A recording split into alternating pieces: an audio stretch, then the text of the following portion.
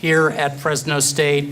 We are so very grateful and pleased to be welcoming all of you here today and to have the privilege of exhibiting the Courage to Remember here at Fresno State. It's especially fitting that we share in this event because the university is itself an archive of memory. Memory is the stuff from which we all work, the stuff that provides us with the information that we use to chart human achievements, to recognize human values, and to look at great human errors so that we do not repeat them in future.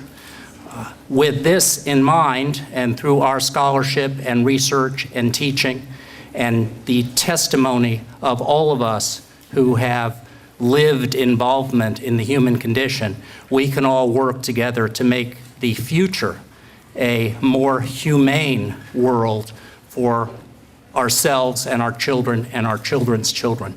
And I think that vision of the future is what the Courage to Remember is all about. It really does help us to recollect what we must not repeat, recollect the great human spirit that attended this tremendous and terrible challenge, and recognize that we all have the power to make that future together.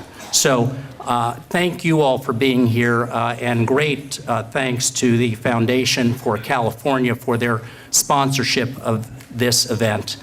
With that, I would like to introduce the chairman of the Foundation for California, Dr. Alfred Balitzer. Good afternoon, everyone. We're delighted to be here. Thank you all for coming today. I'm the chairman of the Foundation for California. The foundation was established in the mid-1980s with the aim of stirring debate and discussion about important issues of public policy in California and beyond. We have had traveling exhibits in the past on subjects of Native Americans. We have taken this very exhibit in the early 1990s around California, and we had such demand for it that we carried it on as long as we could before we ran out of money. So we are glad to be back here now. This exhibit is a creation of the Simon Wiesenthal Center. It's Museum of Tolerance in Los Angeles. It is an internationally recognized exhibit. It first appeared in Germany on Kristallnacht, the 50th anniversary of Kristallnacht, the anniversary of the Night of Broken Glass. It's appeared in every capital of Europe. It has appeared throughout Asia. Over 2 million people in Japan have seen it. And it's been, as I said, throughout California. It's been in the rotunda of the United States Capitol. And we are just delighted to be able to bring it to you here today. I am reminded that Fresno, which is a wonderful city with a diverse population, has a large Armenian population who, in the last century, went through a terrible genocide. And I'm reminded that a short distance from us, there were internment camps during the Second World War in which Japanese Americans were interred. So we all have a stake in this exhibit one way or another. Let me conclude my remarks by saying this is a partnership.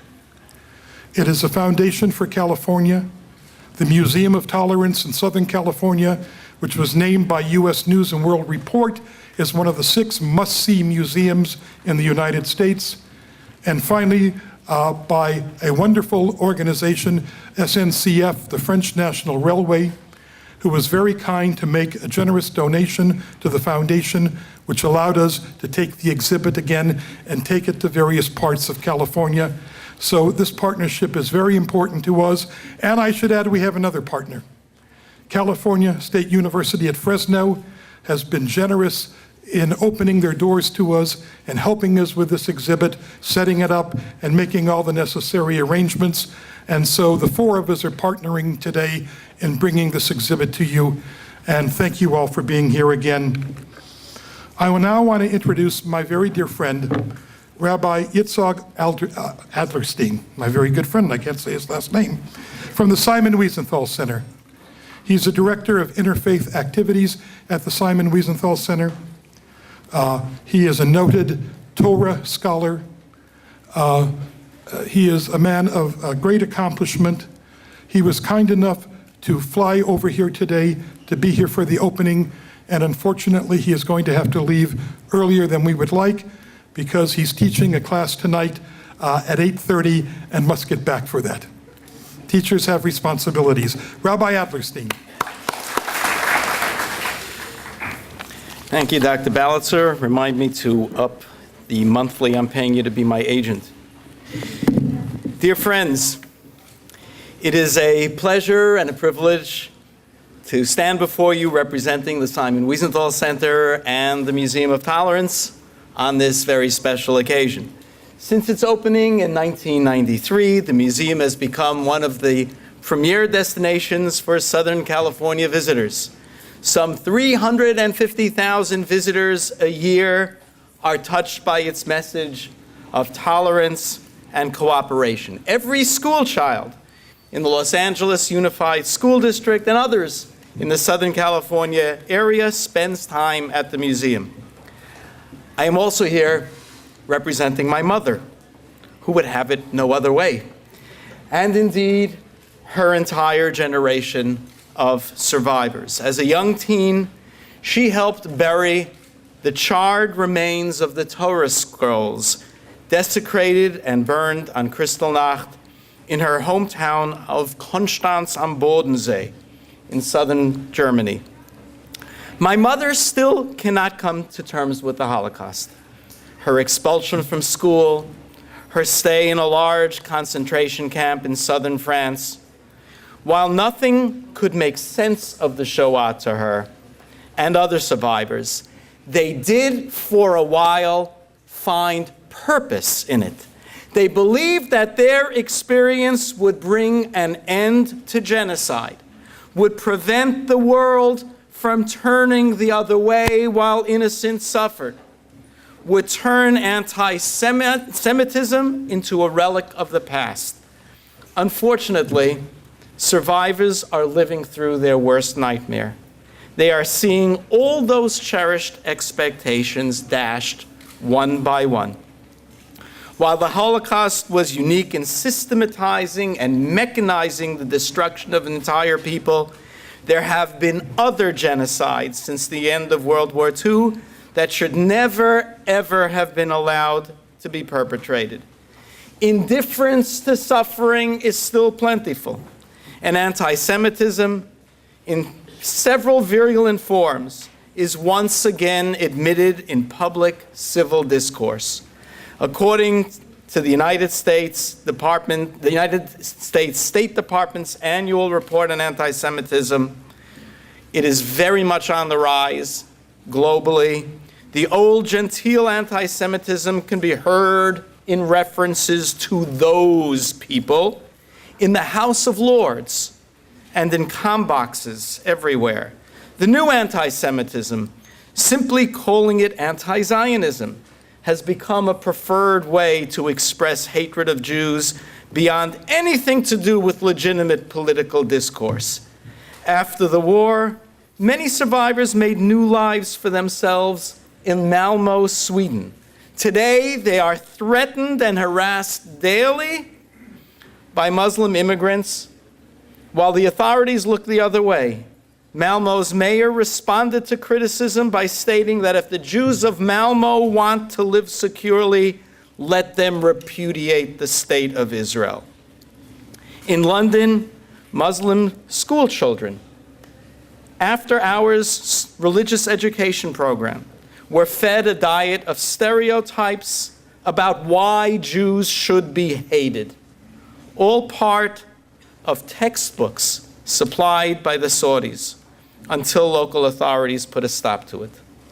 Paraphrasing Bismarck, the situation is serious but not desperate. 70 years after the Holocaust, we can still turn it into a teachable moment. We at the Museum of Tolerance, more than other museums, are fortunate that we can distill the essence of our message and take it on the road. sharing it with people like you around the globe. We can teach about what Hannah Arendt called the banality of evil, that crimes of monstrous proportions are committed by ordinary people who come to accept the evil around them as normal. The trajectory towards that point starts with intolerance, with bullying, with racism and hatred. Thank you, all of you, for allowing us to be your partners in showing a new generation a different, better way and contributing to averting future genocides. Thank you. We have a special treat, but we even have a greater treat. And that is, we have with us one survivor of the Holocaust. Is Mr. Ephraim Dodges here? We were hoping he might join us. But I just want to say that N11 Ware is a survivor. And the survivors are our very special treasure. They don't need documentation to tell you about the Holocaust. They experienced it. They lived through it. They know it. And so we're always very grateful when we have a survivor with us whose life testifies to the terrible events that happened those many years ago. Anna, welcome. We're so happy to have you here.